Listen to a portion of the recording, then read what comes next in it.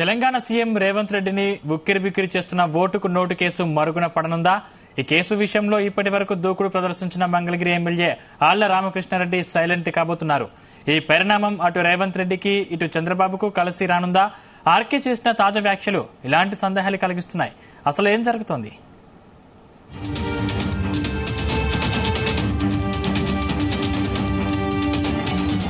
TDP యువనేత లోకేష్ ను 2 సార్లు ఓడించిన నేతగా ఆయనకు పేరుంది. వరుస కేసులతో ప్రతిపక్ష నేతలను ఉక్కిరిబిక్కిరి చేసిన ఘనత ఆయనది. ఇంతకు ఆయన ఎవరంటే మంగళగిరి ఎమ్మెల్యే ఆళ్ల రామకృష్ణారెడ్డి. వైసీపీకి రాజీనామా చేసినా ఇన్నాళ్లు సైలెంట్ గా ఉన్న ఆర్కే ఇప్పుడు సంచలన వ్యాఖ్యలు చేశారు.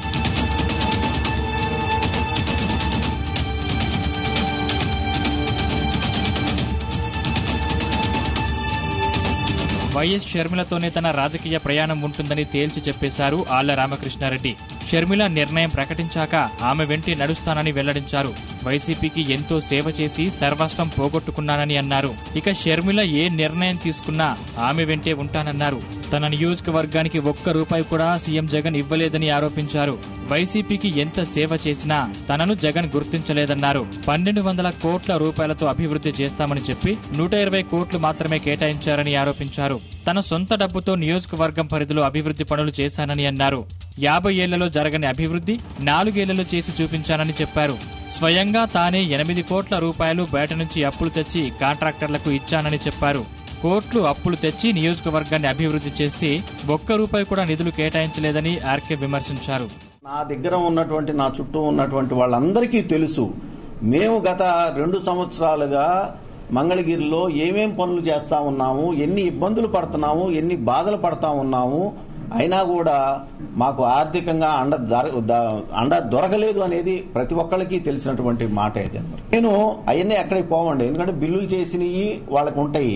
అయినా కూడా నేను సుమారు 8 నుంచి 7-8 కోట్లు, ఇంకా లెక్క కూడా చూసి 7-8 కోట్ల రూపాయలు నేను బయట నుంచి తీసుకొచ్చి వాళ్ళకి సర్దానండి. కాబట్టి వాళ్ళకి తెలుసు, కాబట్టి నేను ఏ విధంగా పనిచేశాను, ఎక్కడ పైసా లంచం తీసుకోకుండా నేను నా సొంత డబ్బులు బయట నుంచి తీసుకొచ్చిన డబ్బులు వాళ్ళకి సర్దాను. కాబట్టి వాళ్ళు పాపం ఏం మాట్లాడకుండా అలానే ఉండిపోయారు. వాళ్ళు చేసిన ప్రతి ఒక్క పనికి కూడా రికార్డ్స్ ఉంటాయి.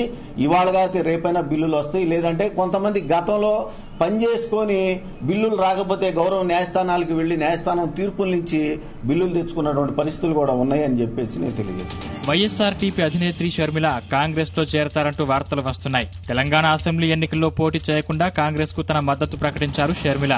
తద్వారా తెలంగాణలో కాంగ్రెస్ గెలుపునకు పరోక్షంగా దోహదపడ్డారు. ఇదే ఊపులో ఏపీ రాజకీయాల్లోకి షర్మిలను పంపాలన్న ఆలోచనతో ఉంది కాంగ్రెస్ అధిష్టానం. ఇదే జరిగితే సొంత అన్న జగన్ పై షర్మిలను అస్త్రంగా కాంగ్రెస్ ప్రయోగించినట్లే అవుతుంది. ఆ విషయాన్ని పక్కన పెడితే షర్మిల వెంట నడుస్తానంటూ ఆళ్ల రామకృష్ణారెడ్డి ప్రకటించడం ఏపీ రాజకీయాల్లో కాకరేపుతోంది. మరోవైపు షర్మిల వెంట నడుస్తానంటూ ఆర్కే ప్రకటించడం తెలంగాణ సీఎం రేవంత్ రెడ్డికి ఓ రకంగా కలిసొచ్చే అంశమే. రేవంత్ ను ఇప్పటి వరకు ఉక్కిరి బిక్కిరి చేస్తున్న వ్యవహారం ఓటుకు నోటు కేసు. దీని వెనక ఉన్న రామకృష్ణారెడ్డి కాంగ్రెస్ లో చేరితే కేసు పక్కకెళ్లడం ఖాయమంటున్నారు రాజకీయ విశ్లేషకులు.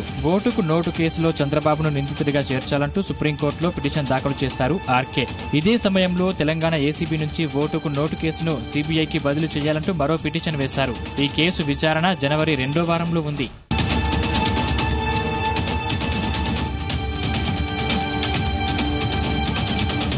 2015లో తెలంగాణలో ఎమ్మెల్సీ ఎన్నికల సందర్భంగా ఓటుకు నోటు కేసు వెలుగులోకి వచ్చింది. ఎమ్మెల్సీ ఎన్నిక కోసం టీడీపీకి మద్దతు తెలపాలంటూ నామినేటెడ్ ఎమ్మెల్యే స్టీఫెన్ ను రేవంత్ రెడ్డి కోరారు.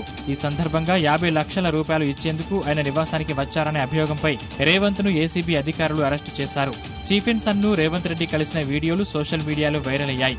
ఈ కేసులో రేవంత్ రెడ్డి కొన్నాళ్ల పాటు జైల్లో ఉన్నారు. తర్వాత బెయిల్ మీద బయటకు వచ్చారు. అనంతర పరిణామాలతో ఈ కేసు మరుగున పడింది. ఆర్కే సుప్రీంకోర్టులో 2 పిటిషన్లు వేయడంతో మళ్లీ తెరపైకి వచ్చింది. అయితే కాంగ్రెస్ లో చేరితే ఆళ్ల ఈ వ్యవహారంపై అంతగా ఫోకస్ చేయకపోవచ్చన్న అభిప్రాయాలు ఉన్నాయి.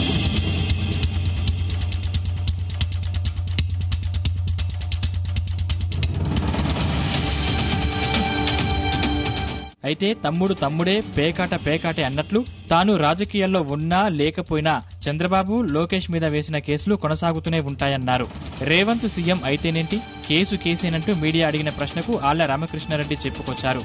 చంద్రబాబులాగా జగన్ ఏవైనా తప్పులు చేస్తే అవసరమైతే వారిపై కూడా కేసులు వేస్తానని ఆర్కే స్పష్టం చేశారు.